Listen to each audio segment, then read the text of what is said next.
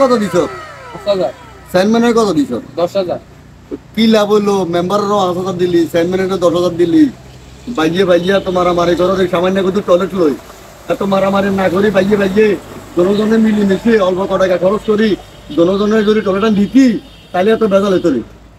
তাইলে বেজালটাতে করলি তোর ভাই এসো চট্টগ্রাম মেডিকেল হাসপাতালে, তুই এসো ফেনী সদর হাসপাতালে, কি লাভ হইলো? দুজন দুই জায়গা থই রইলি। কোনো দরকার আছে সামান্য একটা টয়লেট নিয়ে এত বড় একটা বেজাল করবে? চেয়ারম্যানের দিছি 10000 হেটাও ঠিক আছে, মেম্বারে দিছি 5000 হেটাও ঠিক আছে, তার যাই 5000 দিছি আর ভাইজন 5000 সেটাই দিলে করেন না। এখন কি আবার হাসপাতালে ভর্তি হইবে মনে কর কেন? আপনি কি আর হুমকি দেওয়ার? আরে তোরে হুমকি কি দিমু? আমি হুমকি তোরে কি দিমু তুই জানোস না? সমস্যা নাই, আর ব্যবস্থা করি। যা কি হবে এটা দেখা যাবো। যা কি আরে বুঝলাম না, হেতে 5000 দিছে তো এটা তো এত জানে, কিন্তু হেতে বাইয়ে দিয়ে 5000 দিলে হেতে কেমনে জানে? এটা তো কোনো কারণ আছে মনে হয়।